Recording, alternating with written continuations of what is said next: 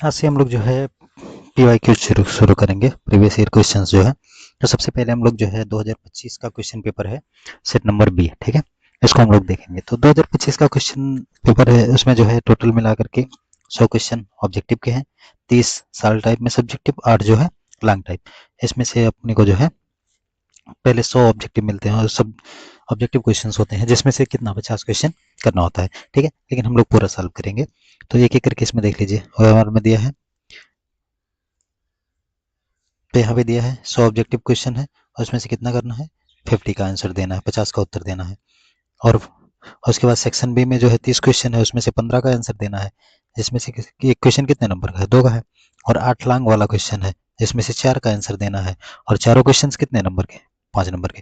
तो इसका मतलब अपने को 50 गुणे 1 रहेगा, और प्लस में 15 गुणे में 2, और प्लस में 4 गुणे में 5, मतलब 20 नंबर, 30 और 50, टोटल कितना, 100, ठीक है।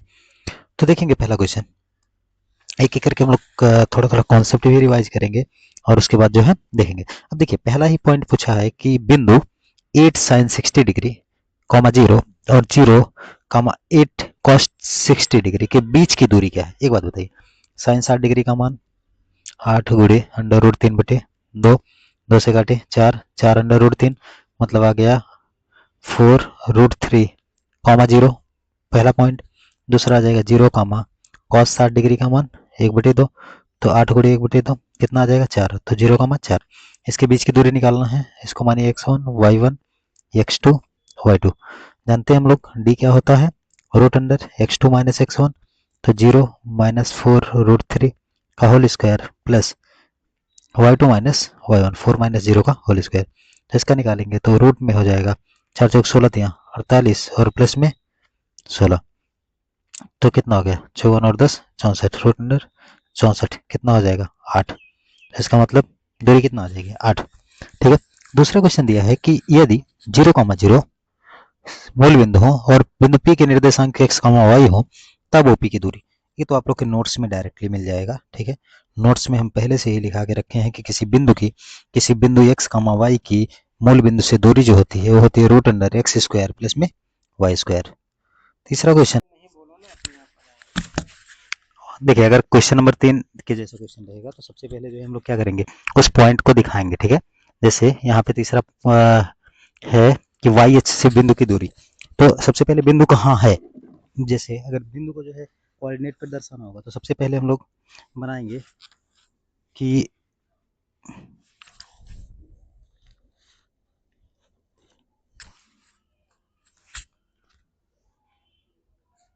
यहाँ पे, ठीक है, 2 4 6 8 10,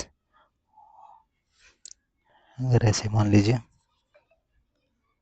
ऐसे करके दर्शाए, ठीक है, 2 4 6 8 10 12, ठीक है, 2 4 6 8 10 12 14, तो यहाँ पे 14, यहाँ पे 12, तो यहाँ पे आ जाएगा कितना, 12 कामा 14।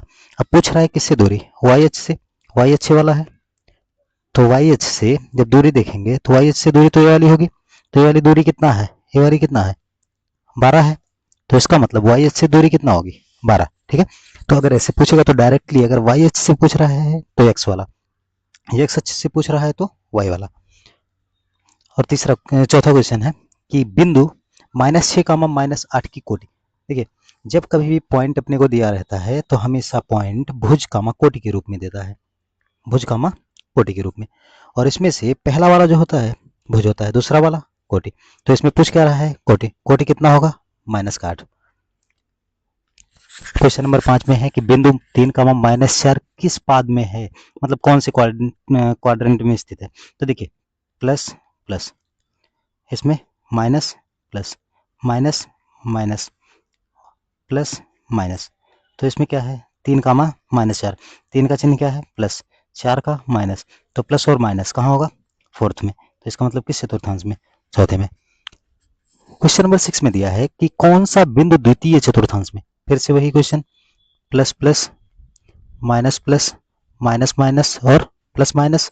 तो कौन सा पूछा, द्वितीय, द्वितीय में क्या होगा, माइनस और प्लस, तो देखेंगे प्लस प्लस है, नहीं होगा, माइनस प्लस हाँ होगा, प्लस माइनस नहीं, फोर्थ में होगा, माइनस माइनस तीसरे में होगा, तो इसका मतलब ये वाला सही है। क्वेश्चन नंबर 7 में दिया है कि अगर कोई बिंदु है 4, -4 और दूसरा बिंदु है -4, 4, उसको मिलाने वाला कोई एक रेखाखंड है, तो उसके मध्य बिंदु, जब कभी भी अगर मध्य बिंदु पूछेगा तो मध्य बिंदु में क्या करेंगे, सबसे पहले जो भी पॉइंट अपने को दिया रहेगा, जैसे मान लीजिए यहाँ पे है 4, -4, यहाँ पे है -4, 4, दोनों में x वाले को जोड़ेंगे, 2 से भाग करेंगे, y वाले को जोड़ेंगे, 2 से भाग करेंगे। मतलब अगर ये वाला x1 है, ये वाला y1 है, ये वाला x2 है, ये वाला y2 है, तो जो मिड पॉइंट होगा यम जो होगा वो होगा x1 प्लस x2 और y में 2 और कमा y1 प्लस y2 और बटे में 2। मतलब x1 कितना है 4 प्लस -4 और बटे में 2, तो 4 - 4 0 बनाएगा, तो x वाला 0, उसके बाद जो y वाले में है -4 प्लस 4 बटे में 2 कितना हो जाएगा 0। मतलब इसका जो मिड पॉइंट होगा क्या आएगा 0, 0, या मूल बिंदु है इसका क्या होगा मध्य बिंदु होगा। अगला क्वेश्चन है कि यदि रेखाखंड AB के मध्य बिंदु 2, 4 हैं और बिंदु A के नियामक 5, 7 हैं, तो बिंदु B के नियामक क्या होंगे। देखिए अगर ऐसे दिया है कि कोई पॉइंट A है, बीच में यम है और यह इधर है B, या इसका नहीं पता है अपने को, ए का दिया है कितना 5, 7 और इसका मिड पॉइंट का दे दिया है कितना 2, 4, इसको मान लें x, y। अगर x, y मानेंगे तो हम लोग जानते हैं कि मिड पॉइंट क्या होता है x1 प्लस x2 बटे में 2, तो मतलब 5 प्लस x और बटे में 2। ये वाला किसका मान किसका है x का है, x का मतलब यहाँ पे कितना दिया है 2, ये किसके बराबर होगा तो के, तो 5 प्लस x बराबर में कितना हो जाएगा 4, तो x बराबर 5 को इस तरफ ले जाएंगे तो 4 - 5 -1, x -1 कहाँ कहाँ है पहले चेक करेंगे, x -1 है नहीं है 2 है, 1 है -1 है -2 है, तो इसका मतलब यही वाला सही है।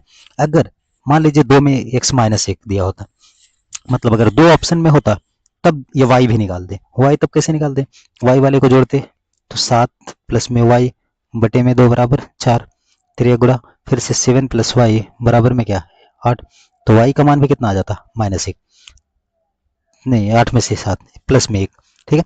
तो अगर एक केवल एक से अपने को आंसर मिल जाएगा तो एक ही सॉल्व करेंगे, अगर एक मिल रहा है 2 जगह पे तब क्या करेंगे, तब y वाला भी सॉल्व करके उसका भी मान रखेंगे। अगला क्वेश्चन जो है क्वेश्चन नंबर 9, क्वेश्चन नंबर 9 में है कि जो है किसी वृत्त के व्यास के सिरों के निर्देशांक 10, -6 और -6, 10 हैं, तो वृत्त के केंद्र के निर्देशांक, ये वाला इंपॉर्टेंट क्वेश्चन है। ऐसा पूछता है, इसका रीजन है कि अगर कोई भी सर्कल रहेगा, मान लीजिए कोई भी वृत्त है, तो अगर वृत्त का व्यास खींचा जाएगा तो व्यास खींचा जाएगा, मान लीजिए ए बी व्यास है और यहाँ पे इसका सेंटर ओ है, तो ओ जो होता है वो इसका मध्य बिंदु ही होता है, क्योंकि इधर त्रिज्या और इधर त्रिज्या, त्रिज्याएं आपस में क्या होंगी बराबर। तो इसका मतलब है कि अगर इसका निर्देशांक दिया है 10, -6, यहाँ पे दे दिया है -6, 10, तो अगर केंद्र पूछ रहा है तो केंद्र पूछने का मतलब और कुछ नहीं बल्कि क्या पूछ रहा है मध्य बिंदु। तो मध्य बिंदु हम लोग जानते हैं कि x वाले को जोड़ेंगे 10 प्लस में -6, 10 में से 6 घटेगा 4, 4 में 2 से भाग करेंगे तो कितना आ जाएगा 2, 2 कहाँ कहाँ है यहाँ और यहाँ, इसका मतलब दोनों में से आंसर हो सकता है। अब की बार x से अपने को आंसर नहीं मिल रहा तो y वाला भी ज्ञात करेंगे, ये वाला प्लस में ये वाला बच गया 4 हो गया, -6 + 10 कितना हो जाएगा 4 और बटे 2 करेंगे तो कितना आ जाएगा 2, तो इसका मतलब 2, 2। अगला जो है यदि किसी त्रिभुज के शीर्षों के निर्देशांक 4, 6, 0, 4 और 5, 5 हैं तो त्रिभुज के केंद्रक का निर्देशांक, पहले फार्मूला जो कि बताया गया कितना है कि अगर कभी भी सेंट्रॉइड का फॉर्म पूछेगा, अगर केंद्रक पूछेगा तो केंद्रक होता है x1 + x2 + x3 और बटे में 3, y1 + y2 + y3 और बटे में क्या 3। तो इसका मतलब है अगर ये वाला x1, y1 है, ये वाला x2, y2 है, ये वाला x3, y3 है, तब इसका केंद्रक कितना हो जाएगा, ये वाला प्लस में ये वाला प्लस में ये वाला, मतलब 4 + 0 + 5 बटे कितना 3, तो 5, 4, 9 बटे 3 कितना आ गया 3, तो x वाला 3 कहाँ कहाँ दिख रहा है यहाँ 2 जगह पे।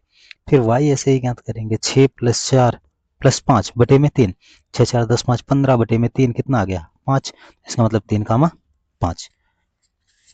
अगला क्वेश्चन दिया है कि यदि जो है 0, 1, 0, 5 और सी जो है 3, 4 किसी त्रिभुज के शीर्ष हैं तो त्रिभुज का क्षेत्रफल, तो त्रिभुज का क्षेत्रफल का फार्मूला कॉन्सेप्ट वाले वीडियो में बताया गया, कॉन्सेप्ट वाले में क्या बताया गया था कि अगर कभी भी ट्रायंगल दिया है उसके शीर्ष x1, y1, x2, y2 और x3, y3 हैं, x3, y3 हैं, तब त्रिभुज का क्षेत्रफल होता है 1/2, ट्रायंगल का area 1/2 x1, y2 minus y3 और प्लस में x2, y3 माइनस y1 और plus x3, y1 minus y2 बराबर में क्या, बराबर में 0। तब होगा जब संरेख होंगे। तो इतना क्षेत्रफल होता है। तो क्षेत्रफल जब निकालेंगे हम लोग plus x3, y1 minus y2, तो इस पे मान रखेंगे 1/2, x1 का मान कितना दिया है 0, तो 0 के बाद ब्रैकेट में कुछ भी रखेंगे उसका मान 0 हो जाएगा। प्लस x2 का मान क्या दिया है, ये भी 0 है, तो 0 होने का मतलब जो भी हम ब्रैकेट में रखेंगे उसमें 0 से गुणा करेंगे क्या बन जाएगा 0। तो और एक प्लस में x3 का मान दिया है 3। अब y1 माइनस y2, y1 का मान 1, y2 का माइनस 1 माइनस 5, तो कितना आ जाएगा 1/2 इंटू में यहाँ पे निकालेंगे तो -3 इंटू में 3 करेंगे तो कितना हो जाएगा -9, नहीं 4 हो जाए, यहाँ पे 4 होगा तो 3 से कितना हो जाएगा माइनस का 12, तो आ जाएगा -12 और 2 से भाग करेंगे तो माइनस का 6। लेकिन आप लोग को पता है कि क्षेत्रफल जो होता है वह ऋणात्मक नहीं होता है, इस पे मॉडुलस लगा होता है, तो इसका मतलब क्षेत्रफल कितना आ जाएगा 6 वर्ग सेंटीमीटर या 6 वर्ग इकाई। अगला क्वेश्चन है कि tan 10, tan 23, tan 80 और tan 67 का मान। इसके लिए सबसे पहले देखिए, जब ट्रिग्नोमेट्री पढ़ रहे थे तो उसमें पढ़े थे पूरक कोणों की त्रिकोणमिति अनुपात। तो पूरक कोण का मतलब क्या होता है कि ऐसे दो कोण जिनको जोड़ने पे कितना बन जाए अपने को 90 डिग्री। यहाँ पे देखिए इसको जोड़ेंगे कितना बन जाएगा 90, इसको जोड़ेंगे अगर तो कितना बन जाएगा 90। इसका मतलब है कि इसको हम अगर चेंज कर दें, और हम लोग जानते हैं कि tan theta into cot theta क्या होता है, एक होता है, ठीक है। तो यहाँ पे अगर रखेंगे तो अगर मान लीजिए 10 को हम लिख रहे हैं तो 10 को लिखने का दूसरा तरीका भी है, 90 माइनस 80 लिख सकते हैं। तो अगर यहाँ पे हम लिख दें कि जो है इसको ऐसे परिवर्तित कर दें कि tan 90 माइनस 80 डिग्री, ठीक है, इंटू में tan 23 को लिख दिए 90 माइनस 67 डिग्री और इंटू में tan 80 डिग्री और इंटू में tan 67 डिग्री, ठीक है। तो इसको जब करेंगे तो tan 90 माइनस थीटा क्या होता है, बोले थे sine cos tan cot sec और कोसेक। तो इसमें बताए थे साइन कॉस में बदलेगा कॉस साइन में, टैन कॉट में कॉट टैन में, सेक कोसेक में कोसेक सेक में। तो अगर यहाँ पे टैन पूछ रहा है तो टैन बदल जाएगा किसमें, कॉट में, कॉट 80 डिग्री इंटू में टैन फिर से बदल जाएगा कॉट 67 डिग्री इंटू में टैन 80 डिग्री और इंटू में टैन 67। तो देखिए cot theta into tan theta कितना बनाएगा 1, फिर से यहाँ पे tan theta into cot theta कितना बनाएगा 1, तो 1 गुणे 1 कितना आ जाएगा 1, तो इसका मतलब इसका आंसर कितना होगा 1।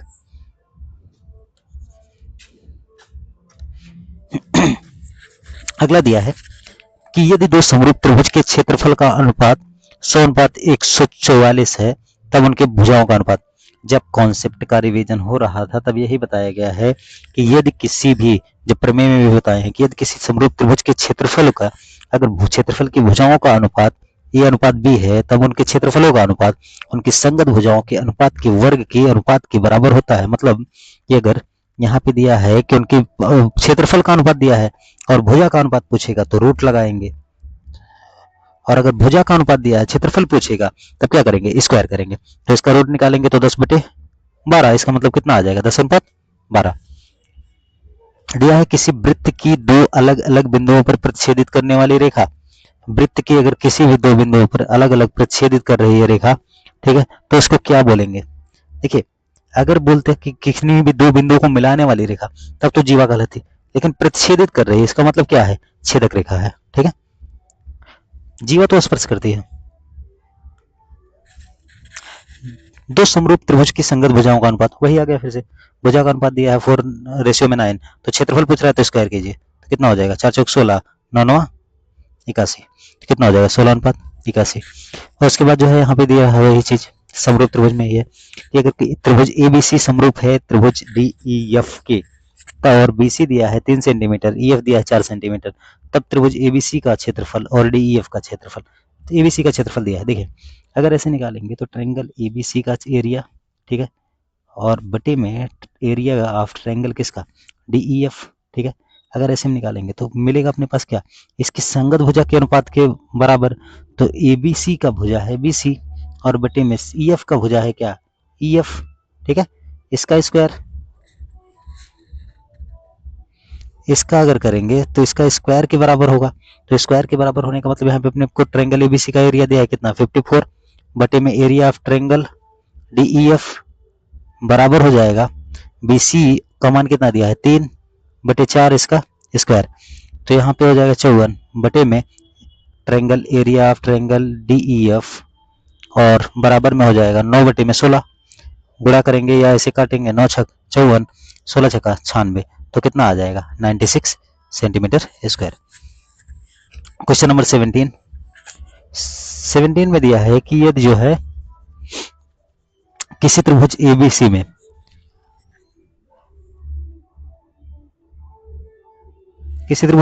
में जो है कोण A दिया है 90 डिग्री का, BC दिया है। देखिए सबसे पहले देखिए, अगर कभी भी ऐसा देगा तो पहले हम लोग फिगर बनाएंगे। ये दे दिया है 90 डिग्री, ठीक है, B है, C है, BC का मान दे दिया है 13, ठीक है, और AB का मान दे दिया है 12। एक बात बताइए, कुछ देख के लग रहा है हम लोगों को कौन सा त्रिभुज है, समकोण। और हम लोग समकोण में जानते हैं एक प्रमेय पढ़े हैं क्या, पाइथागोरस या बोधायन प्रमेय। पाइथागोरस प्रमेय क्या था, पाइथागोरस प्रमेय तो यही था, कर्ण का स्क्वायर शेष दोनों भुजाओं के वर्ग के बराबर होगा। तो इसका मतलब है यहाँ से x का मान हम लोग निकाल लेंगे, 5 आ जाएगा, ठीक है। तो यहाँ पे इसका आंसर कितना आ जाएगा 5। अगला क्वेश्चन नंबर 18 में दिया है कि त्रिभुज DEF और PQR में कोण D जो है Q के बराबर है, DQ के बराबर है और RE के बराबर है, तो कौन सा सही है। कोण D जो है वो बराबर है कोण Q के, ठीक है, और कोण R जो है वो बराबर है कोण E के, ठीक है। तो इसका मतलब कोण P कोण F के बराबर होगा, हाँ ठीक है, उसमें कौन सा। और इसके बाद जो है नए क्वेश्चन नंबर 19। अच्छा एक बात बताइए, किसी त्रिभुज में अगर कोई भी दो त्रिभुज है, उसके दो कोण आपस में बराबर हो तो तीसरा तो ऑटोमेटिक बराबर होगा, क्योंकि तीनों कोणों का योग कितना होता है 180 डिग्री। और उसके बाद जो है क्वेश्चन नंबर 19 में दिया है कि जो है एक ट्रायंगल ABC है और दूसरा DEF है, और इस प्रकार है कि AB बटे DE बराबर BC बटे EF बराबर में CA बटे DF, और कोण A दिया है, B दिया है, तो F की माप पूछ रहा है। कोण A दिया है, कोण B दिया है और कोण F की माप, ठीक है। कोण A देखिए संगत कोण के बराबर होगा ना, तो A किसके बराबर होगा D के, B किसके बराबर होगा E के बराबर होगा, C किसके बराबर होगा F के बराबर होगा। तो इसका मतलब A वाला कोण कौन सा मान दिया है, D दिया है, कोण E दिया है, ठीक है। और किसी त्रिभुज के तीनों कोणों का योग कितना होता है 180 डिग्री। तो अगर इसको F को x मान लेंगे तो हो जाएगा 40 प्लस 80 और प्लस x बराबर कितना 180।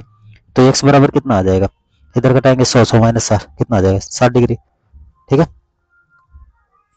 अगला क्वेश्चन जो है दो प्रच्छेदी वृत्तों की उभयनिष्ठ रेखाओं की संख्या। देखिए अगर कोई भी दो सर्कल है, ठीक है, उनकी उभयनिष्ठ स्पर्श रेखा एक ऐसी खींची जा सकती है, एक ऐसी, तो इसका मतलब कितनी होंगी 2।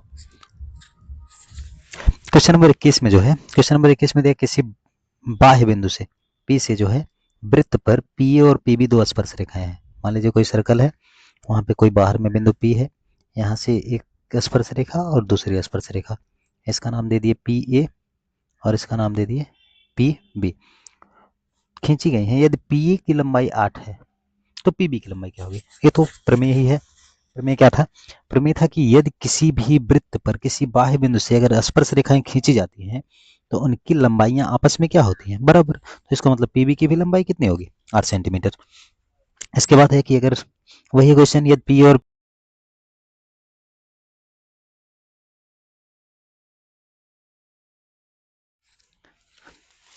तो इसमें जो था कि अगर स्पर्श रेखाएं दोनों आपस में क्या होती हैं, किसी भी वृत्त की स्पर्श रेखाएं दोनों आपस में बराबर होती हैं, तो P और PB की लंबाई भी क्या होगी बराबर होगी।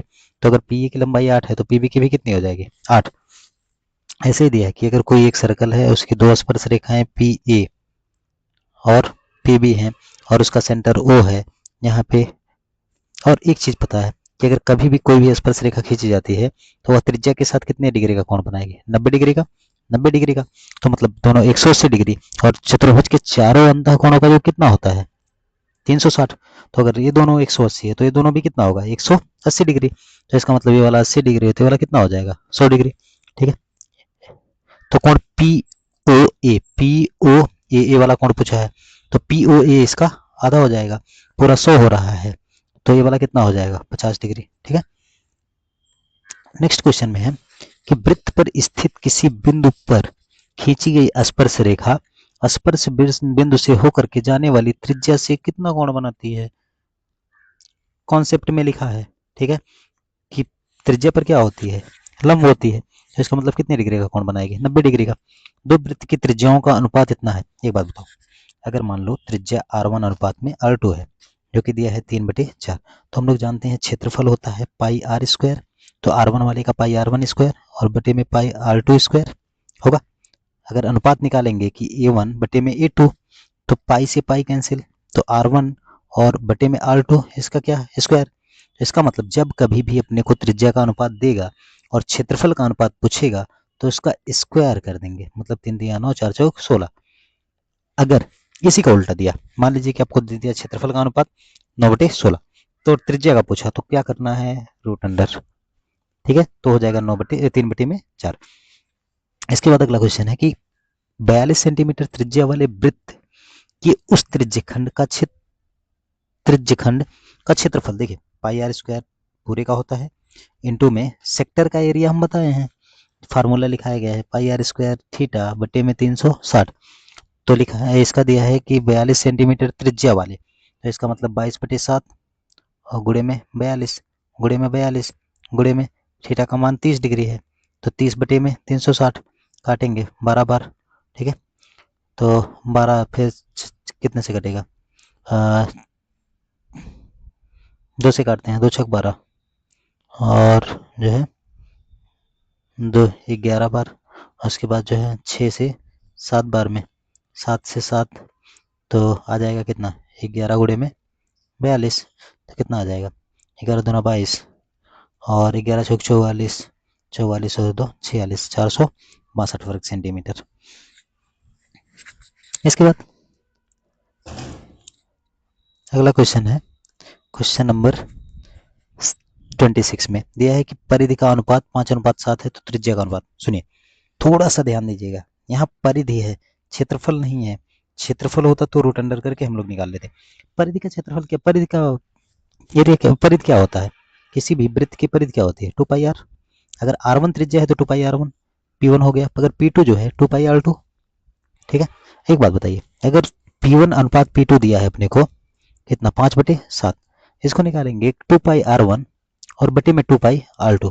ठीक है, कैंसिल आउट हुआ, R1/r2 कितना आ गया 5/7। मतलब जब अगर परिधि का अनुपात जो दिया रहता है वही ही उसका क्या होता है, त्रिज्या का अनुपात होता है।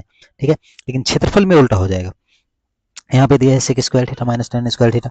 तो त्रिकोणमिति में त्रिकोणमिति सर्वसम्य का 3 बताए हैं। पहला है sin square theta plus cos square theta बराबर में 1, दूसरा है 1 प्लस tan स्क्वायर थीटा बराबर में sec स्क्वायर थीटा, तीसरा है 1 प्लस cot स्क्वायर थीटा बराबर में cosec स्क्वायर थीटा।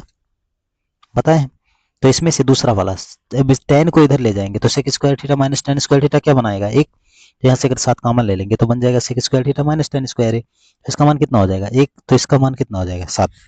अगर दिया है x बराबर 1 cos थीटा और y बराबर b sin थीटा, तब मान पूछा है अपने से b स्क्वायर एक्स स्क्वायर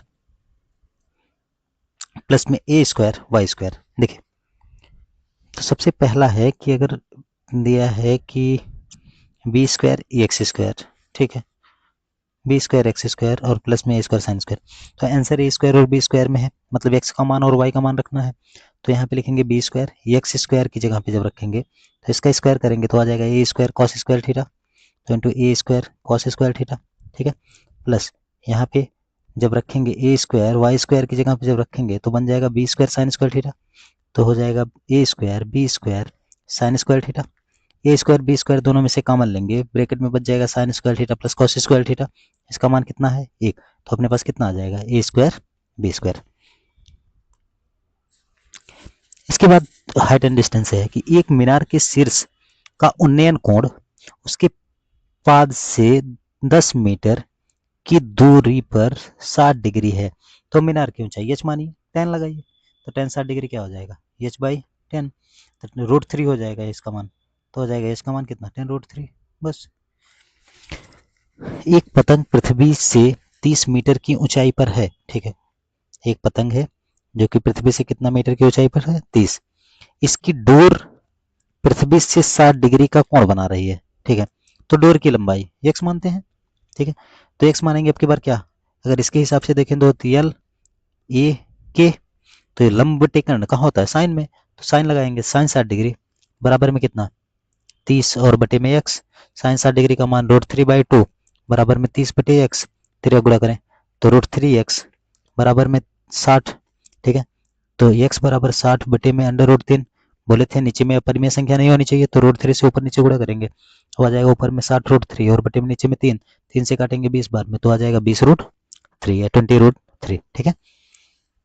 अब इसमें दिया है कि के किस मान के लिए द्विघात समीकरण kx² माइनस 6x प्लस 1 बराबर 0 के मोल वास्तविक और समान। देखिए, जब मोलों की प्रकृति बताए थे विभक्त कर, तो डी जो होता है b² माइनस 4ac, ठीक है। इसकी 3 कंडीशंस होती हैं। पहला, ग्रेटर देन 0, ग्रेटर देन 0 तब होगा जब उसके मोल वास्तविक और असमान या अलग अलग होंगे, और बराबर 0 तब होगा जब मूल वास्तविक और समान होंगे, और लेस देन 0 तब होगा जब मूल वास्तविक नहीं होंगे या काल्पनिक होंगे। तो पूछा है मूल वास्तविक और समान है, इसका मतलब डी क्या है, 0 के बराबर, मतलब b² माइनस 4ac क्या होगा, 0 के बराबर। अब ए का मान के, बी का मान -6, सी का मान 1 रखिए, तो हो जाएगा -6 का स्क्वायर 36 माइनस में 4 इंटू में ए का मान के इंटू में 1 बराबर में क्या, 0। तो इसको साइड ले जाएंगे बराबर के, तो बन जाएगा 4 के बराबर में 36 के बराबर में कितना आ जाएगा, 9। अगला जो है दिया है कि यदि बहुपद px का एक शून्य 2 है, तब इनमें से कौन सा px का एक गुणनखंड है। एक बात बताइए, अगर कोई भी पॉलिनोमियल होता है, उसमें अगर मान लीजिए x बराबर 2 रखने पे 0 आ रहा है, तो इसको बराबर के साइड ले जाएंगे, तो क्या बन गया, x माइनस 2 बराबर में 0। यह इसका एक गुणनखंड होता है। मतलब अगर कभी भी ऐसा पूछे कि इसका शून्य कितना है, तो उसको जो चिन्ह यहाँ पे इसका रहेगा उसका अपोजिट चिन्ह करेंगे। क्यों, क्योंकि x बराबर 2 रखने पे उसका मान क्या आ जाएगा, 0। तो इसका मतलब x माइनस 2 जो होगा उसका एक गुणनखंड होगा। बहुपद cx² plus ax plus b के शून्य अल्फा और बीटा है, तब अल्फा इंटू बीटा हम लोग जानते हैं क्या होता है, अचर पद। अचर पद क्या है, b, और बटे में x² का गुणांक क्या है, c। तो b बाई सी कहाँ दिया है, यहाँ पे। इसके बाद यह है कि निम्न में से कौन सा द्विघात समीकरण है, पहले सॉल्व किया जाए। सबसे पहले सॉल्व करेंगे तो यहाँ पे बन जाएगा x², ठीक है। x से गुणा करेंगे तो x², फिर x से करेंगे तो -3x प्लस 3x कैंसिल हो जाएगा दोनों, और बन जाएगा -9 बराबर x² और माइनस में 4x³ x² से x² कैंसिल, घात 3 में आ रहा है, मतलब द्विघात समीकरण नहीं है पहला वाला, ठीक है। दूसरा जब बनाएंगे तो दूसरा में यहाँ पे देखिए, दूसरा बनाएंगे तो यहाँ पे बन जाएगा क्या कि x² प्लस में 6x प्लस 9 बराबर 4x और प्लस में 16, ठीक है। अगर इधर ले आएंगे तो x² माइनस 2x और प्लस 16 इधर आएगा तो बन जाएगा माइनस का कितना 7 बराबर में 0। हाँ सही है, द्विघात समीकरण है, ठीक है, अपने को मिल गया। ऐसे ही बाकी भी सॉल्व करेंगे, नहीं मिलेगा, ठीक है। इसमें पूछ रहा कौन सा द्विघात समीकरण नहीं है, तो पहले देखिए द्विघात समीकरण यहाँ पे है -x², इसको इस तरफ ले जाएंगे तो प्लस का 2x² हो जाएगा, है द्विघात समीकरण।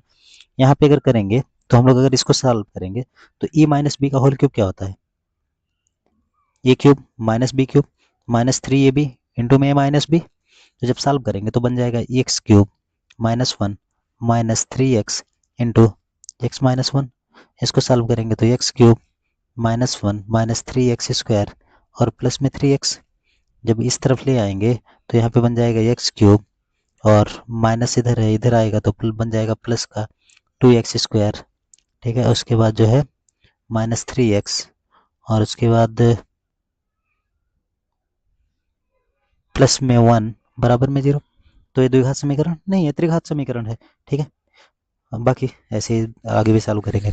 और इसमें पूछ रहा है इसका विवेचक क्या है, विवेचक क्या होता है, डिस्क्रिमिनेंट। डी क्या होता है, b² माइनस 4ac, इसको निकालिए तो a का मान 2, b का मान -7, c का मान 6।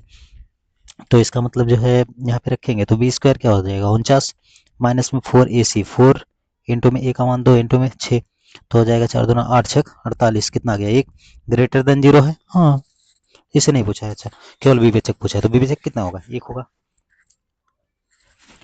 अगला क्वेश्चन जो है दे रहा है कि निम्न में से कौन सा बिंदु x बराबर 2 के लेखा चित्र पर है। मतलब ये अगर हम ऐसे दर्शाएंगे तो x बराबर 2 यहाँ होगा। आखिर ये 2 जो है ना वो किसका है, 2,0 ही तो होता है ना। अगर यही वाला पूछा होता y बराबर 2 तो हो जाता 0,2। ठीक है, इसका मतलब क्या हो जाएगा 2,0। इसके बाद यह है कि अगर कोई यदि जो है p+1 2p+1 और 4p-1 एपी में है। देखिए, जब कभी भी कोई श्रेणी एपी में होती है तो हमेशा पहला पद, दूसरा पद, तीसरा पद, तो हमेशा दूसरा पद माइनस पहला पद बराबर होता है तीसरा पद माइनस में दूसरा पद, क्योंकि सार्वंतर क्या होता है, बराबर होता है। तो दूसरा पद रखेंगे 2p प्लस में 1 माइनस में p+1 बराबर किसके होगा 4p-1 बराबर में क्या बन जाएगा 4p, यहाँ पे है बराबर हो जाएगा 4p, यहाँ पे देखिए 2p+1 माइनस में p+1 बराबर हो जाएगा 4p-1 और माइनस 2p+1। जब ब्रैकेट खोलेंगे चिन्ह चेंज होगा 2p+1 माइनस p-1 बराबर 4p+-1 माइनस 2p-1। तो इसमें से p घटेगा तो p 1 से 1 कैंसिल बराबर 4p में से 2p घटेगा 2p और -2। जब 2p को इस तरफ ले आएंगे तो बन जाएगा p-2p बराबर -2 माइनस p बराबर में क्या -2। तो p का मान कितना आ गया 2।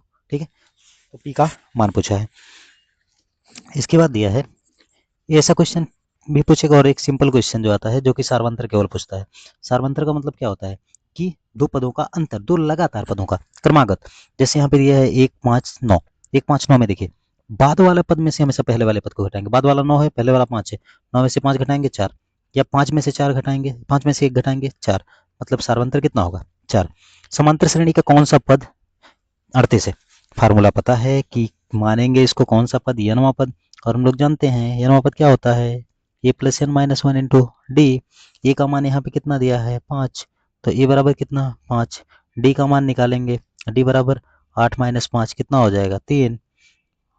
इसमें रखेंगे यनवा पद कितना है 38 मान लिए हैं, बराबर में ए 5 प्लस n-1 इंटू में कितना 3।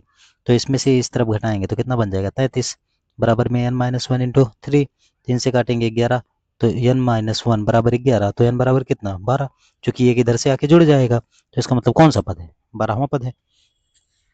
इसके बाद दिया है कि दो गोलों के आयतनों का अनुपात 64:125 है, तब उनके पृष्ठीय क्षेत्रफल का अनुपात। देखिए, अगर कभी भी ऐसा पूछेगा, अगर ऑब्जेक्टिव में पूछ रहा है तब सिंपल तरीके से करना है, सब्जेक्टिव में पूछ रहा है तो सॉल्व करना है।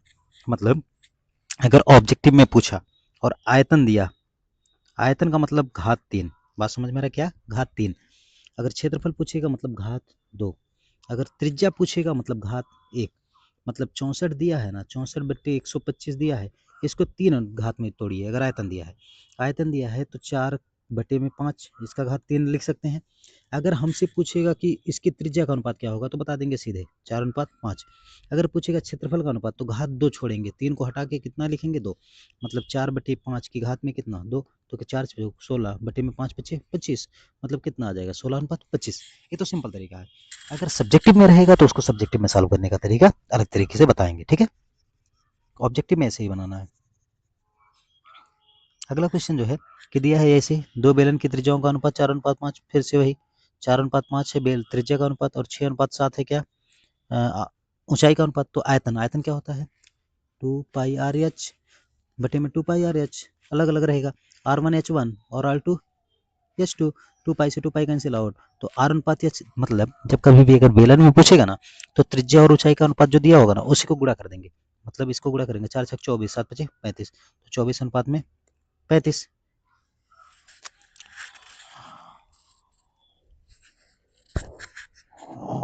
हाँ सॉरी, हम क्या पृष्ठीय क्षेत्र CS से क्यों निकाल रहे हैं। देखिए आयतन पूछा है ना, आयतन क्या होता है, आयतन होता है πr²h। तो इसका मतलब πr1 का स्क्वायर h1, πr2 का स्क्वायर और h2, तो इसका मतलब r का स्क्वायर। जब r है 4:5 तो r का स्क्वायर आ जाएगा 16:25, और इसके बाद इसमें h से गुणा करेंगे 6/7 से, तो 16 छक्का 96 बटे 25 सत्ते 7 बजे 35 7 दूनी 14 और 1 15 7 दूनी 14 25 सत्ते हाँ ठीक है 175 तो इसका कितना आ जाएगा 96/175 आर त्रिज्या वाले अर्धगोले का संपूर्ण पृष्ठ 3 पाई आर स्क्वायर होता है कहाँ है बस किसी शंकु के वक्र पृष्ठीय क्षेत्रफल शंकु का वक्र पृष्ठीय क्षेत्रफल क्या होता है पाई आर एल 880 और त्रिज्या दी है 14 सेंटीमीटर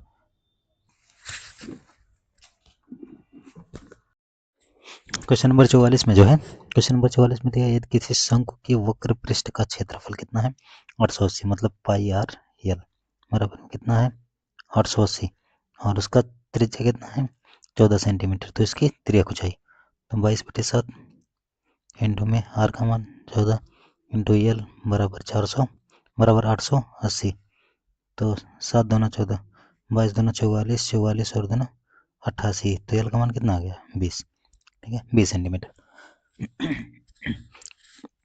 45 नंबर दिया है किसी घन के विकर्ण की लंबाई √3 सेंटीमीटर है तो इसके कोर की लंबाई देखिए एज का अगर लंबाई पूछेगा तो घन का कोर यही होगा और घन के विकर्ण जो होता है वो क्या होता है e/√3 तो हो जाएगा 2√3 √3 से कैंसिल और तो ए का मान कितना आ गया 2 ठीक है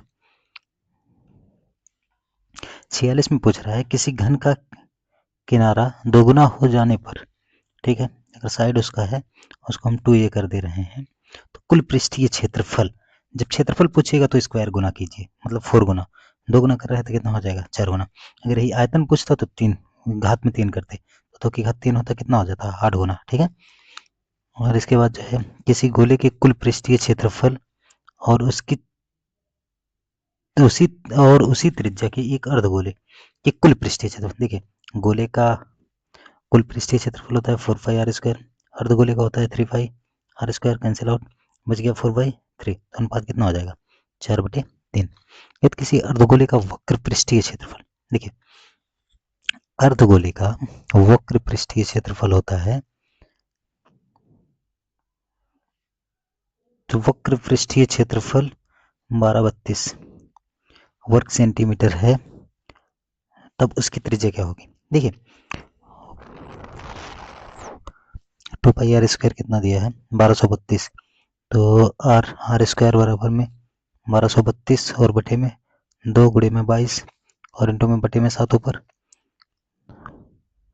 तो काटेंगे 2 से तो 2 छक 12 2 कम 2 2 छक 12 फिर से 11 से अगर काटेंगे 11 बचे 55 11 छके 4 11 दूना 22 2 से फिर से 28 दूना 56 तो कितना आ जाएगा आर स्क्वायर का मान कितना आ जाएगा इसको लिख सकते हैं 4 गुणे 7 आर जब यहाँ से आर करेंगे तो रूट अंडर तो 4 निकल जाएगा 2 7 2 बार है तो कितना 7 और का मान कितना आ गया 14 सेंटीमीटर आगे दिया है कि यदि cos थीटा प्लस cos ए इंपॉर्टेंट क्वेश्चन है ठीक है हमेशा पूछता है लगभग ठीक है अगर cos थीटा और प्लस में cos स्क्वायर थीटा बराबर 1 है तब sin square theta plus sin की पावर 4 थीटा का मान पूछता है क्वेश्चन इंपॉर्टेंट क्वेश्चन केवल एक चीज ध्यान दीजिए यहाँ पे दिया है कि cos थीटा का मान क्या है अगर यहाँ से हम cos थीटा निकालेंगे तो मिल जाएगा 1 माइनस cos स्क्वायर थीटा इस बात इसका मतलब cos थीटा का मान क्या है sin स्क्वायर थीटा मतलब जहाँ sin स्क्वायर थीटा है ठीक है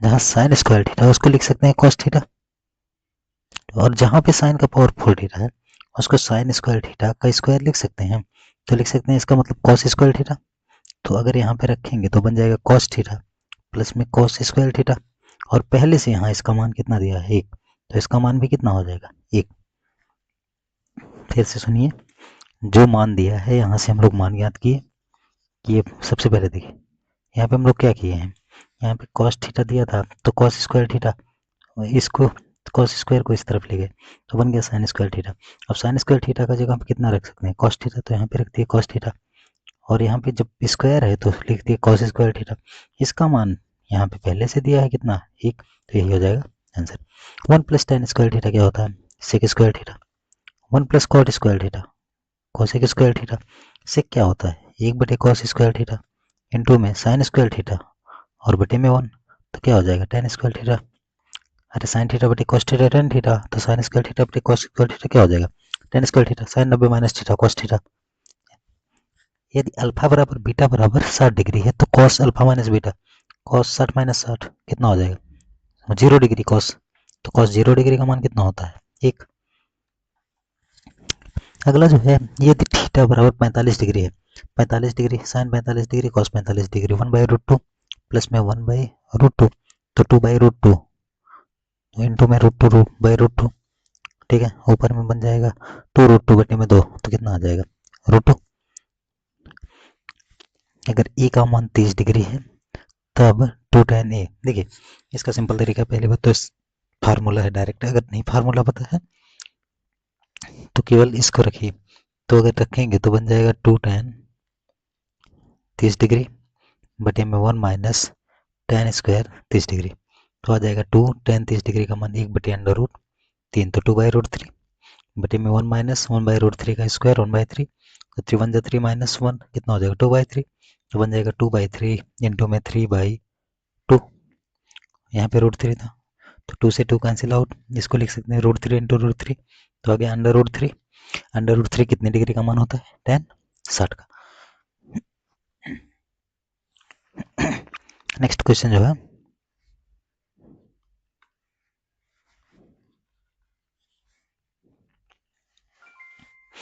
दिया है, यदि tan थीटा 12/5 है तो sin थीटा का क्या मान है?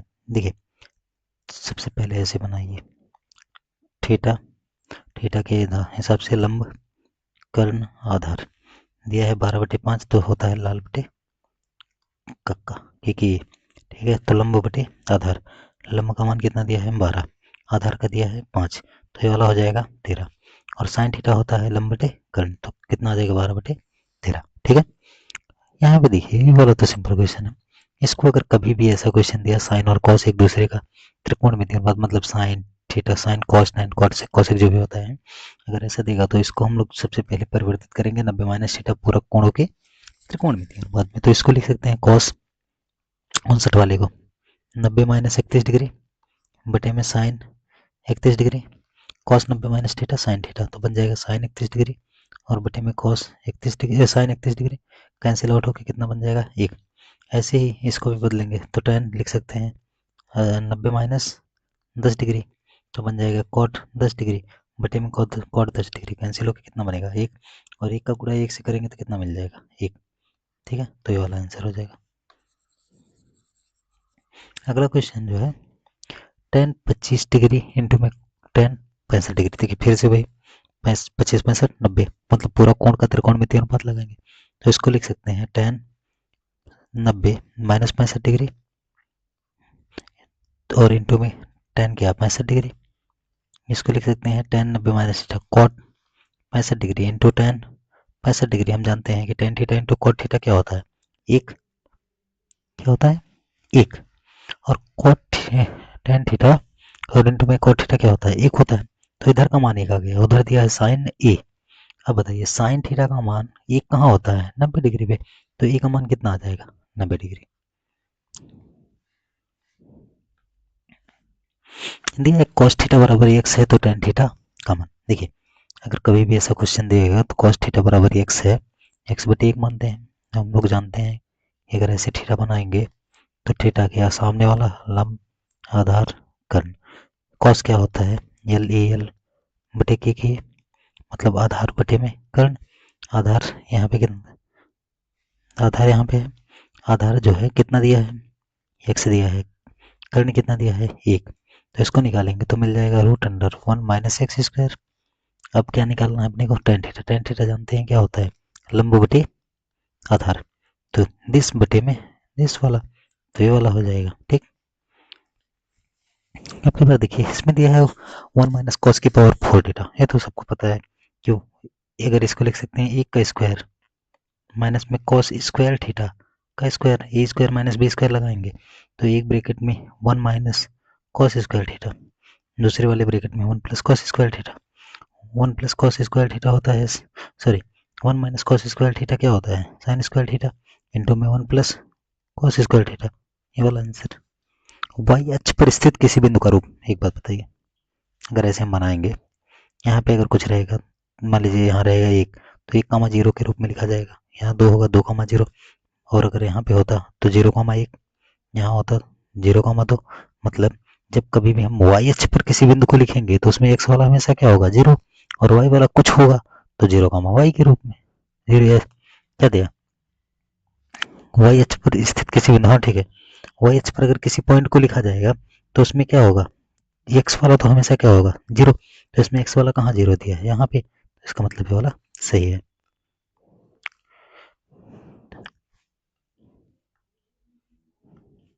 अगला क्वेश्चन जो है दिया है, निम्न में से किस द्विघात बहुपद के शून्यक 3 और -10 है। देखिए, सबसे पहली बात है, अगर कभी भी ऐसा क्वेश्चन पूछे तो हम लोग जानते हैं, जो कि फार्मूला आप लोग रिवाइज कर चुके हैं इसके पहले, कि अगर कभी भी शून्यक दिया होता है तो उसको समीकरण या बहुपद ज्ञात करने का तरीका होता है एक्स स्क्वायर माइनस शून्यकों का योग।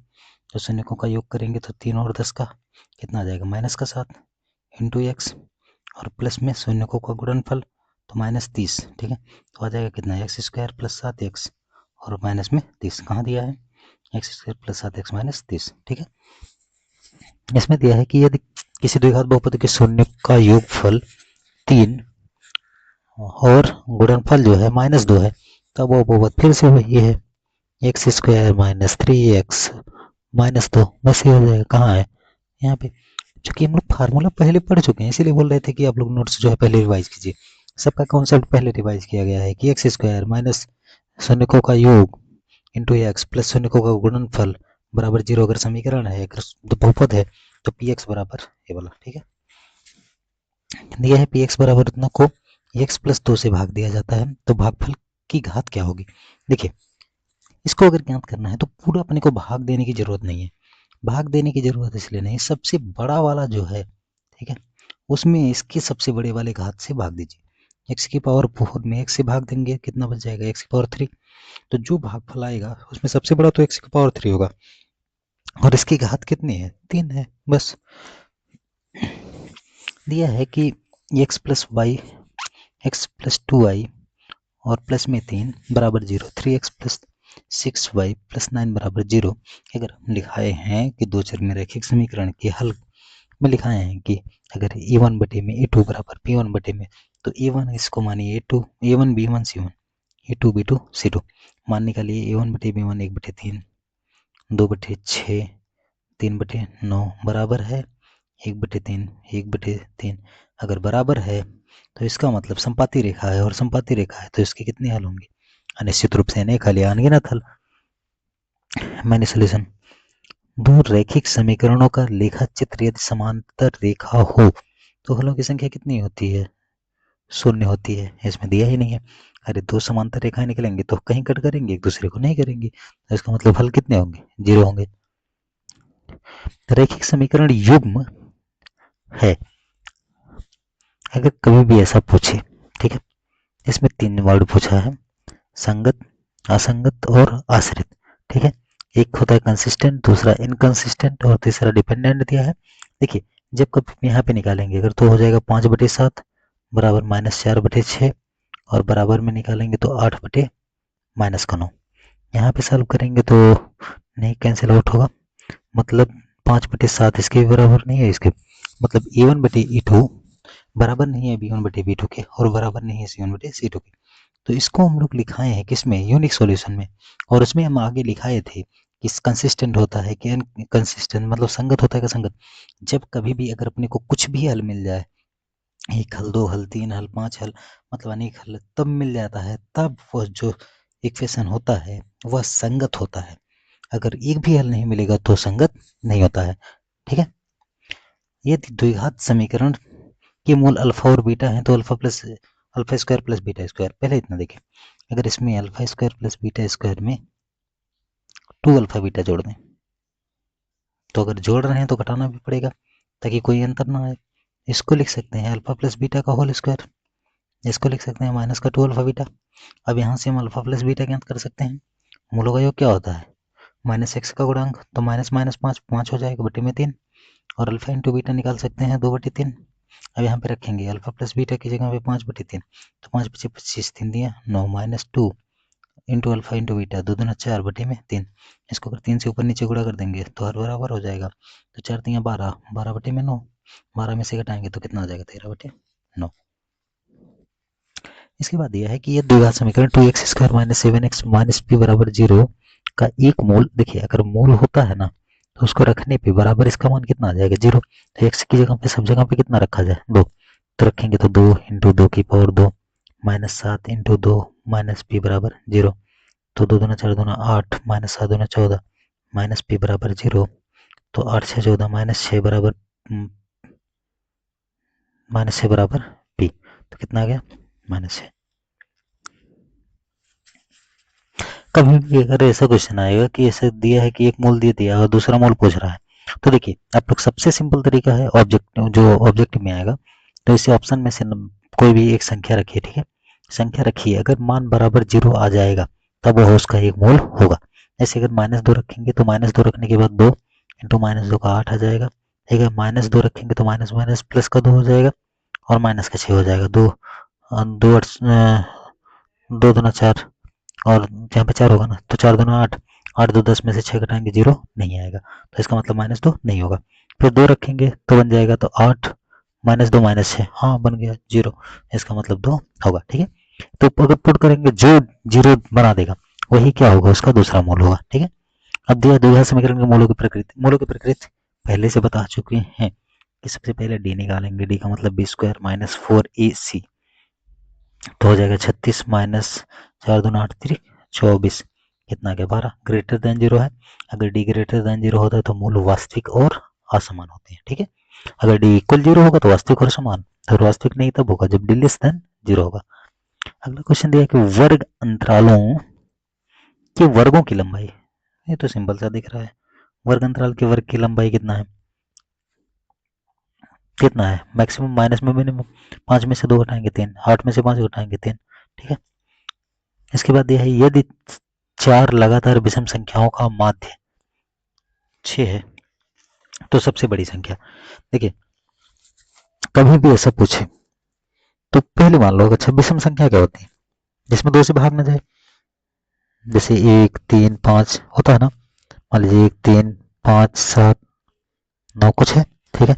तो इसको अगर मानने का तरीका है कि 2x + 1 मान ले पहली विषम संख्या, x का मान अगर 0 होगा तो 1 आ जाएगा, x का मान 2 होगा तो कितना आ जाएगा, 1 आएगा तो 3 आ जाएगा। मतलब कभी भी अगर ऐसा देता है तो हमेशा संख्या मानिए 2x + 1, ठीक है। उसके बाद 2x + 3, फिर 2x प्लस में थे 1 में कितना, ठीक है, 2x + 1 2x + 3, ठीक है, और 2x प्लस में 5 और 2x प्लस में कितना 7, 4 लगातार संख्याएं हो गई, ठीक है। अगर x का मान 0 रखेंगे तो 1 2 3 4 5 आ जाएगा, 1 3, अगर x का मान और कुछ आएगा तो इसी हिसाब से होगा। तो देखिए अगर सबको जोड़ेंगे तो जोड़ने के बाद कितना आ जाएगा 8x और प्लस में 3 1 4 5 9 9 7 16 और बटे में 4 बराबर कितना 6, इससे गुणा करेंगे 24, तो 8x बराबर 16 24 माइनस में 16, 16 में से 24 घटाएं कितना आ जाएगा 4 4 8, 8x बराबर कितना आ गया 8, तो x का मान कितना आ गया 1, x का मान 1 आ गया, तो सबसे बड़ी संख्या यही वाली है। तो 1 में 2 से गुणा करेंगे और 7 जोड़ेंगे कितना मिल जाएगा अपने को 9, ठीक है। इसके बाद यह है प्रथम 6 सम प्राकृतिक संख्याओं का माध्य, देखिए सम संख्या 2 4 6 8 10 12 6 है, इतना हो गया 1 2 3 4 5 6, इसका माध्य पूछ रहा है, सबको जोड़ना है बटे में 6 करना है, तो 2 4 6 6 से 12 12 8 20 20 10 30 30 10 40 और 2 42, 42 में 6 से भाग करेंगे कितना आ जाएगा 7, ठीक है। अगला क्वेश्चन में दिया 1 + cot² थीटा, तो फार्मूला है cos² थीटा, अरे त्रिकोणमितीय सर्वसंख्या में फार्मूला लिखा हुआ है, इसमें पूछ रहा है बहुलक। तो सबसे पहले देखिए 8 कितनी बार है, 8 की 1 बार है, ठीक है। 9 कितनी बार है, 1 2 2 बार है, ठीक है। 7 कितनी बार है, 2 बार है, ठीक। 3 कितनी बार है, 1 बार है। 4, इसमें सबसे अधिक बार कौन सा है, जो सबसे अधिक बार है वही उसका क्या है बहुलक है, तो इसको सीक्वेंस यही लगा लेते हैं, छोड़िए 3 3 और कहीं नहीं है, कैंसिल हुआ। उसके बाद जो है 4, उसके बाद 5 1 5 2 3 5, तो 3 बार 5 मिल गया, तो 5 क्या है, बोलक है। ठीक है, दिया है प्रोबेबिलिटी ऑफ इवेंट 0.02 है, तो प्रोबेबिलिटी ऑफ नॉट हैपनिंग ये तो है।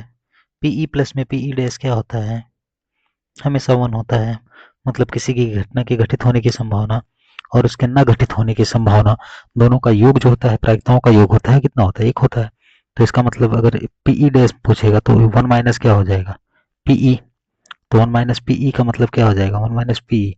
और 1 में से जब 0.02 घटाएंगे तो कितना मिल जाएगा, 0.98। ठीक है, इसके बाद है दो पासों को एक साथ फेंका जाता है, ऊपर आने वाले अंकों का अंतर शून्य होने की प्रायिकता। देखिए, दो पासा फेंका जाएगा तो उस पर संभावना बनेगी 1 1 1 2, ऐसे करके कितनी टोटल संभावनाएं बनेंगी, 36। मतलब टोटल संभावनाएं कितनी आएंगी, 36। लेकिन ऊपर आने वाले अंकों का अंतर शून्य, अंतर शून्य तभी होगा जब संख्याएं बराबर होंगी, 1 1 2 2 3 3 4 4 5 5 6 6।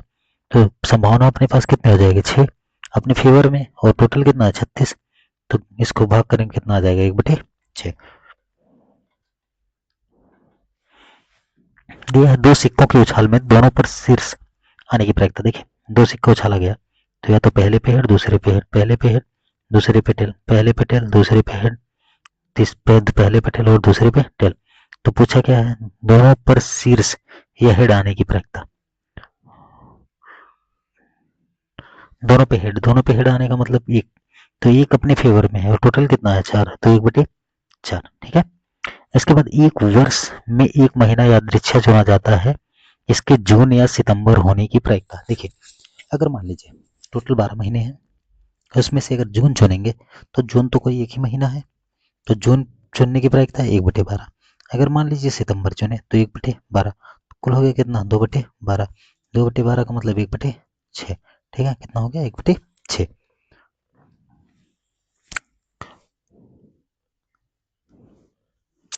एक पासे की फेंक में 4 या 5, देखिए अगर पासा फेंका जाएगा तो या तो अपने पास 1 या तो 2 या तो 3 या तो 4 या तो 5 या फिर 6। पूछा 4 या 5, या तो 4 आए या तो 5 आए, 2 आ गए अपने फेवर में, बटे में 6 कितना आ गया, 1/3। ठीक है, किसी समांतर श्रेणी का पांचवा पद 11 और इसका सामांतर इतना है। देखिए, पांचवा पद का मतलब a+4d 11, ए का मान डी का मान कितना दिया, 2, तो a+4 × 2 बराबर में 11। तो ए बराबर कितना आ जाएगी, 11 में से 8 घटाएंगे 3। n पदों वाले समांतर श्रेणी का योग इतना है, तो इसका छठा पद देखिए, यस n अपने को दे दिया है n² - 2n प्लस में 1। देखिए, जब कभी भी आप लोग को एक फार्मूला हम अलग से बताए थे कि अगर अपने पास tn पूछे तो होता है Sn - 1।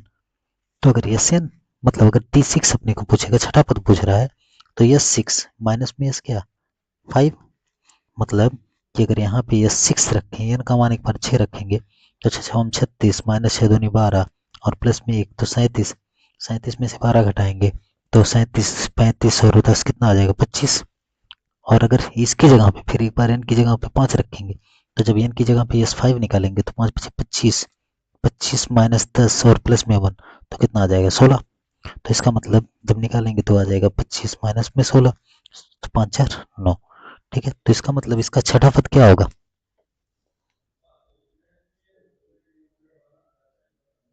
तो 25, 25 में से 10 घटाएंगे 15, 15 1 16, 16 9 25। हाँ ठीक है, कोई दिक्कत नहीं, none of the above.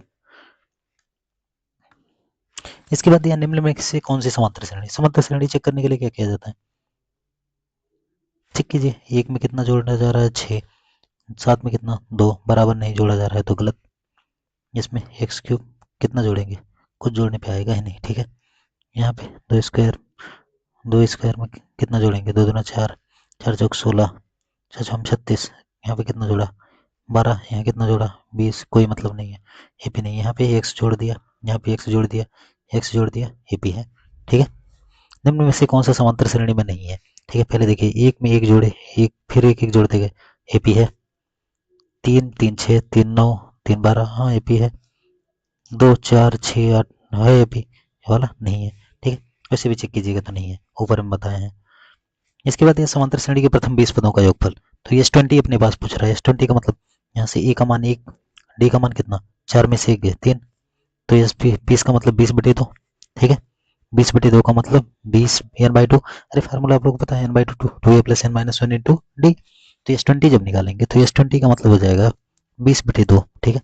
A 2a तो 2 + n-1 19 इंटू में डी का मान 3, तो 19 3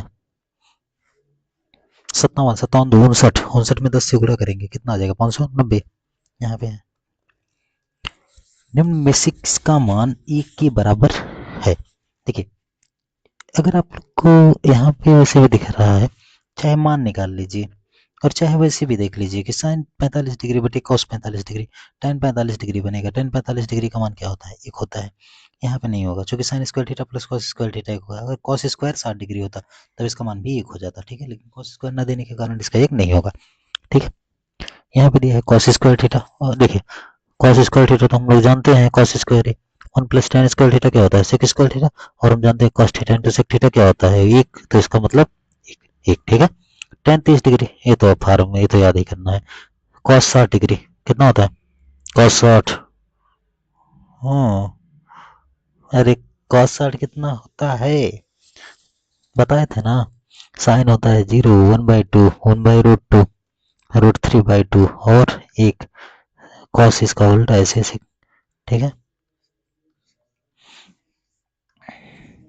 इतना तो बेसिक। 34 में दिया sine square 90 degree, sine square 90 degree कितना होता है 1 माइनस साइन 90 डिग्री 1 माइनस 1 कितना हो जाएगा 0। दिया है कौन सा दशमलव प्रसार शांत है, शांत का मतलब नीचे में 2 और 5 होना चाहिए, उसके अलावा कुछ नहीं होना चाहिए। यहाँ पे 2 और 5 है तो शांत है, 2 और 5 के अलावा कुछ हाँ अशांत है, अशांत है, अशांत है, ठीक है।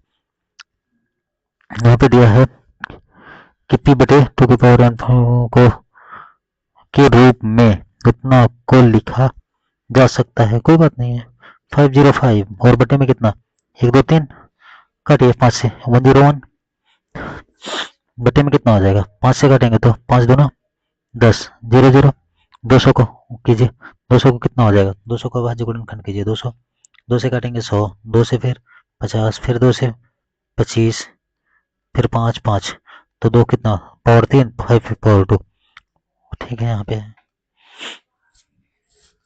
दिया है कि ये भाग algorithm division a equals to b q plus r में सबका मान दिया है तो याद कीजिए आराम से ना। बी का मान कितना दिया 4 इंटू क्यू का मान 5 और प्लस में आर का मान 1, 4 5 20 और 1 21। दिया है बहुपद के शून्य, शून्य का मतलब बराबर 0 कीजिए 2x square minus 4x minus 6 बराबर 0, 2 से सब में भाग दे सकते हैं तो एक्स स्क्वायर माइनस 2x और माइनस में 3 बराबर में 0, इसको लिख सकते हैं S square minus 3x plus x minus 3 बराबर 0, एक्स कॉमन लेंगे तो एक्स माइनस 3 प्लस 1 कॉमन लेंगे एक्स माइनस 3 बराबर में क्या 0, एक्स माइनस 3 और एक्स प्लस 1 बराबर में क्या हो जाएगा 0। तो एक बार एक्स को 0 करेंगे, एक्स इसको 0 करेंगे तो एक्स का मान 3 आ जाएगा, फिर -1 आ जाएगा, तो -1 और 3, ठीक है। यहाँ पे दिया बहुपद की घात, देखिए जब कभी भी अगर ऐसा पूछेगा गुणा में अगर बहुपद का घात पूछे तो सबसे बड़ा घात वाला इसमें कौन सा है ये वाला, इसमें सबसे बड़ा घात वाला ये वाला, दोनों का गुणा कीजिए एक्स क्यूब इंटू में एक्स स्क्वायर क्या हो जाएगा एक्स की पावर 5, तो इसकी घात कितनी है 5, तो इसका मतलब एक्स की पावर कितनी होगी 5, ठीक है।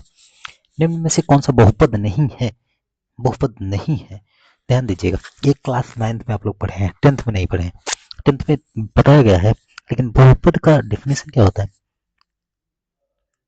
बहुपद नहीं है, हाँ ठीक है। तो ये ऐसा कोई भी बीजीय व्यंजक जिसमें चर की घात अगर पूर्ण संख्या होती है तो बहुपद होता है। चर की घात कितनी है 2, पूर्ण संख्या है बहुपद है। चर की घात यहाँ पे कितनी है 2, पूर्ण संख्या है बहुपद है। यहाँ पे चर की घात 2 है, पूर्ण संख्या 2 और 1 है बहुपद है। यहाँ पे देखिएगा अगर इसको x प्लस में 4x की पावर -1 है, क्योंकि -1 एक पूर्ण संख्या नहीं है, इसका मतलब यह है बहुपद नहीं है। दिया किसी द्विघात के शून्य दिया है, फिर से वही वही फार्मूला अपने को वही लिखना है, द्विघात शून्य पी एक्स बराबर क्या होता है एक्स स्क्वायर माइनस शून्य का योग करेंगे, शून्य का योग 0 आ जाएगा, तो प्लस में क्या हो जाएगा 0, और माइनस होता है माइनस माइनस 0 हो जाएगा, और प्लस में गुणनफल दोनों का करेंगे तो -4 बराबर 0 समीकरण में होता है, तो यहाँ पे आ जाएगा एक्स स्क्वायर -4, कहाँ है यहाँ है बस। और उसके बाद जो है दिया है बहुपद कि शून्य का अल्फा और बीटा है, तो अल्फा प्लस बीटा क्या होता है, माइनस का b by a by minus का 7 और बटे में 1 कितना आ जाएगा -7। यहाँ वैसे दिया है, इसको सॉल्व कीजिए। पहले सॉल्व कीजिएगा तो क्या कीजिएगा, चाहे मान रख के सॉल्व कीजिए। साइन 30 डिग्री कितना होता है 1/2 plus cos 30 degree √3/2 minus minus करेंगे तो दोनों का चिन्ह चेंज हो जाएगा, तो साइन 60 डिग्री √3/2 माइनस कॉस 60 का मान 1/2 कैंसिल कैंसिल कैंसिल कैंसिल क्या हो जाएगा 0। किसी द्विघीय द्विघात बहुपद इतने के शून्य -4 है तो की का मान कुछ नहीं, एक्स की जगह पे -4 रखिए तो रखेंगे कि -1 इंटू -4 का स्क्वायर 16 प्लस माइनस का 4k प्लस 1 बराबर में 0, तो क्या हो जाएगा 16 के माइनस में 16 -4k -1 बराबर में 0, तो 16 के में से 4 के घटाएंगे 12 के, यहाँ पे -17 है तो बराबर हो जाएगा 17, तो के बराबर कुछ गलत हो रहा है क्या, यदि द्विघात बहुपद की इंटू एक्स स्क्वायर इतना का एक शून्य -4 हो के -1 इंटू, हाँ ठीक है के -1 इंटू एक्स का स्क्वायर, एक शून्य 4 का स्क्वायर 16, ठीक है 16x माइनस 16 के माइनस में 16 और यहाँ पे माइनस -4 के एक्स की जगह पे रखे तो माइनस का 4 के, यहाँ पे +1 है जी, +1 बराबर 0, ठीक है। तो जब +1 करेंगे तो यहाँ पे कितना बच जाएगा बराबर में 15 बचेगा, क्योंकि इधर में -15 हो जाएगा, तो की का मान कितना आ जाएगा 15/12 काटेंगे तो 3 बचे 15 और 3 चौको 12 5/4 कहाँ है यहाँ पे, ठीक है। इसके बाद जो है हो गया क्या, 100 क्वेश्चन हो गया, ठीक है। ऑब्जेक्टिव का हो गया, सब्जेक्टिव का क्वेश्चन सॉल्व कराते हैं कल। पहले आप लोग 100 ऑब्जेक्टिव आज कीजिए। इसमें देखिए हम लोग जो है टोटल मिनिमम से मिनिमम 10 सेट करेंगे और 10 सेट के अंदर मतलब 1000 क्वेश्चन हो जाएगा ऑब्जेक्टिव का। ऑब्जेक्टिव का 1000 क्वेश्चन का मतलब उसमें हर एक टाइप का क्वेश्चन आप लोग का कवर हो जाएगा। जो क्वेश्चन उसमें से डाउट रहेगा, मान लीजिए अगर आप लोग को उसको बताने के बाद भी फिर से डाउट आ रहा है कि नहीं सर ये वाला टाइप तो हमको समझ में नहीं आ रहा है, जो इंपॉर्टेंट बता रहे हैं उसको तो आप लोग नोट कर लीजिए। अगर फिर भी नहीं समझ में आ रहा है, मान लीजिए कोई डाउट आ रहा है फिर भी डाउट आ रहा है नहीं हमको समझ में नहीं आ रहा है, तो आप लोग केवल मैसेज कीजिए, फ़ोन में ही कीजिएगा, चाहे इस पे मैसेज कर दीजिएगा या फिर जो है आप लोग कमेंट में मैसेज कर दीजिएगा, ठीक है। ओके, धन्यवाद।